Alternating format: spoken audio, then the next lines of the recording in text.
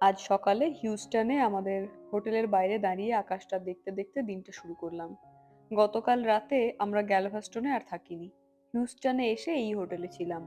কারণ বাড়ির দিকে আধ ঘন্টা এগিয়ে থাকাও হলো, আবার স্পেস সেন্টার হোটেলের কাছেই, তাই একটু বেশি ঘুমিয়েও নিতে পারলাম। নরম রোদ, শান্ত সকাল আর নতুন দিনের প্ল্যান। রওনা হলাম পৃথিবীর অন্যতম আকর্ষণীয় জায়গা নাসা স্পেস সেন্টার হিউস্টনের দিকে।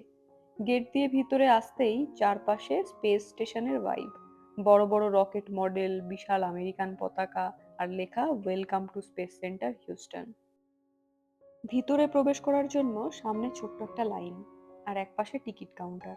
আমরা অনলাইনে টিকিট করেছিলাম, তাই এখানে এসে আর টিকিট কাটতে হয়নি।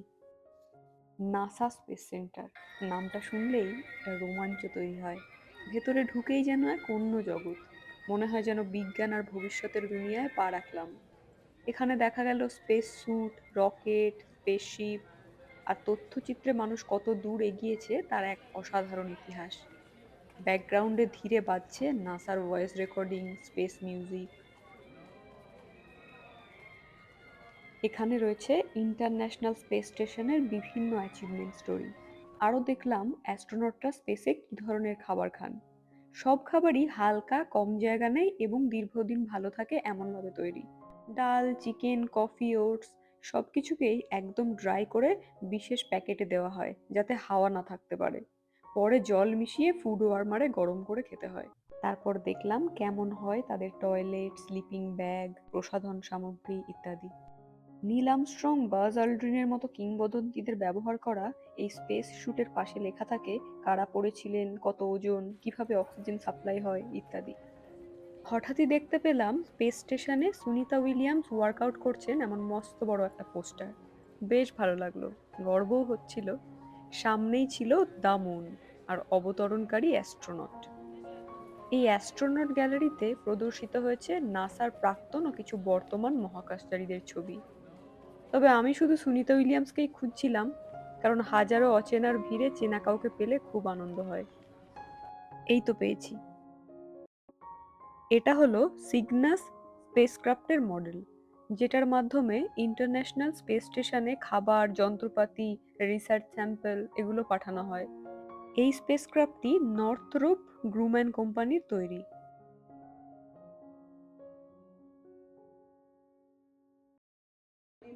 আর এটা হলো অ্যাস্ট্রোনট ব্রিফিং শো, যেখানে দর্শকরা বসে বাস্তব নাসা অভিজ্ঞতা শোনেন, প্রশ্ন করেন আর আনন্দ পান।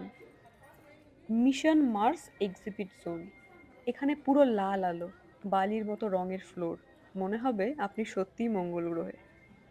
একটা বিশাল স্ক্রিনে দেখা যায় নাসা কিভাবে মঙ্গল অভিযানের প্রস্তুতি নিচ্ছে। নিজেও মার্স রোভার চালিয়ে ভার্চুয়ালি দেখা যায় ভবিষ্যতের মার্স হ্যাবিটেট মডেল।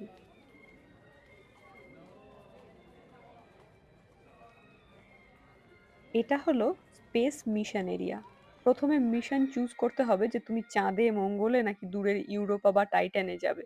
তারপর নিজের স্পেসক্রাফটকে নিজের মতো করে রং, আকৃতি আর নাম দিয়ে ডিজাইন করতে হবে।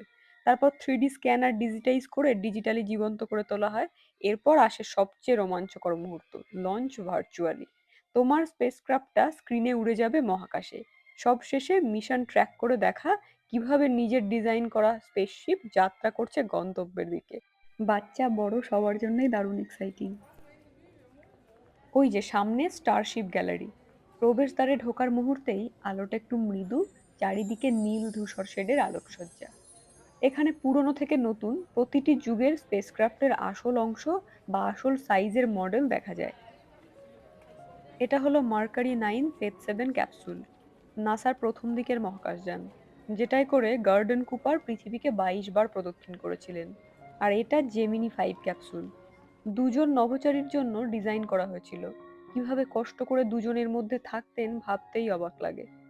এই সেই ইতিহাসের সাক্ষী বিশাল স্যাটার্ন 5 রকেটের স্কেলড ভার্সন, যে রকেট মানুষকে প্রথমবার চাঁদে পৌঁছে দিয়েছিল। এটা অ্যাপোলো 17 কমান্ড মডিউল। এটা কিন্তু আসল স্পেস রিটার্ন মডিউল। এটিই শেষ মিশন যা চাঁদে গিয়েছিল 1972 সালে। এটা লুনার মডিউল ইগলের স্কেলড মডেল, যেটি দিয়ে নীল আর্মস্ট্রং ও বাজ অল্ড্রিন চাঁদে অবতরণ করেছিলেন। চাঁদে অবতরণের বিষয়টা এখানে মডেল করে রাখা আছে। ব্যাকগ্রাউন্ডে বাজছে Houston tranquility base here. The eagle has landed শরীরে কাঁটা দিচ্ছিল। এখানে রয়েছে এক টুকরো আসল চাঁদের পাথর, যা দর্শনার্থীরা নিজের হাতে ছুঁতে পারেন। বিশ্বের খুব অল্প মিউজিয়ামে এমন সুযোগ আছে। একটু ছোঁয়ার পরেই মনে হয়, হ্যাঁ, সত্যিই আমি চাঁদ ছুঁয়ে ফেলেছি। এখানে প্রদর্শিত হয়েছে চাঁদ থেকে আনা বিভিন্ন পাথর কিভাবে সেখানকার জিওলজিকে রিভিল করছে। এই লুনার সয়েলের কালারফুল ওয়ার্ল্ড ডায়াগ্রামটাতে চাঁদের মাটির বিভিন্ন স্তর ও তার গঠন প্রক্রিয়া বুঝিয়ে দেওয়া আছে। এখানে দেখা যায় আন্তর্জাতিক স্পেস স্টেশনের মডিউল, কিভাবে নভোচারীরা সেখানে বসবাস করে, খায়, ঘুমায়, তার প্রদর্শনী। কি অদ্ভুত! ভিতরে স্পেস স্টেশনের অ্যাটমসফিয়ার ক্রিয়েট করা হয়েছে, কিভাবে তারা গ্র্যাভিটি শূন্যতে কাজকর্ম করেন সেটাই দেখানোর জন্য।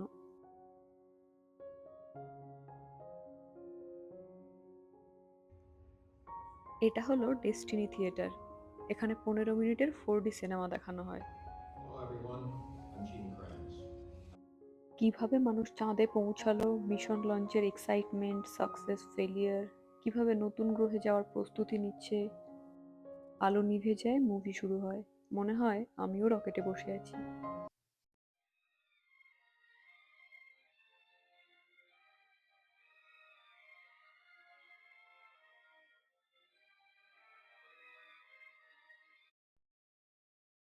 শেষে যখন বের হচ্ছি, চারিদিকে বাজছে ধীরে ধীরে স্পেস মিউজিক, এবং বড় স্ক্রিনে লেখা ওঠে, দ্য জার্নি কন্টিনিউজ। মনে হয় যেন একটা নতুন স্বপ্ন নিয়ে বের হচ্ছি, হয়তো একদিন আমিও মহাকাশ দেখব। স্পেস স্টেশনের ভিতরেই রয়েছে একটা gift shop. Space print T shirt, NASA badge, ছোট রকেট মডেল, অ্যাস্ট্রোনট ফুড, সবকিছু এমন আকর্ষণীয় যে না কিনে থাকা মুশকিল।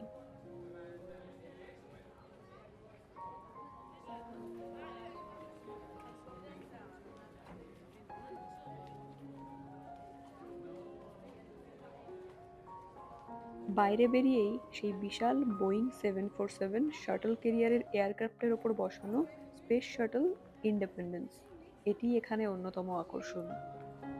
নিচে আসল ক্যারিয়ার এয়ারক্রাফট আর ওপরে নাসার রেপ্লিকা স্পেস শাটল, দুটি স্তরেই ঢোকা যায়। ভেতরে ঢুকে দেখা যায় পাইলট ককপিট, অ্যাস্ট্রোনটসদের কন্ট্রোল রুম, ঘুমানোর জায়গা, খাওয়ার ব্যবস্থা। আসল মহাকাশ জীবনের এক বাস্তব অভিজ্ঞতা।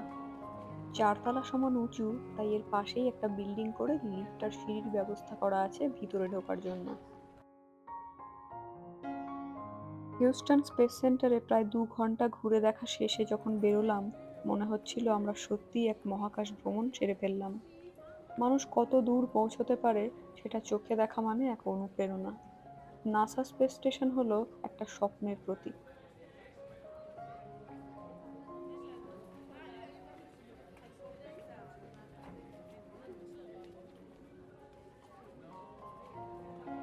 মহাকাশ বিজ্ঞান আর প্রযুক্তির জগৎ থেকে বেরিয়ে এবার চলেছি একদম অন্য এক জগতে, শান্তি আর ভক্তির ঠিকানায় মীনাক্ষী মন্দিরে। দক্ষিণ ভারতীয় স্থাপত্যে তৈরি এই মন্দিরটা সত্যি অপূর্ব। শান্ত, পরিষ্কার, আর ভেতরে খুব সুন্দর পরিবেশ। চারিদিকটা একটু ঘুরে দেখলাম, বেশ কিছুক্ষণ সময় কাটালাম এখানে। আমেরিকার প্রায় সব টেম্পলগুলোর রং, আর্কিটেকচার প্রায় এই ধরনেরই হয়। ডালাসে আমরা যে ডিএফডব্লিউ টেম্পলে যাই, সেটাও বাইরে থেকে এইরকমই দেখতে।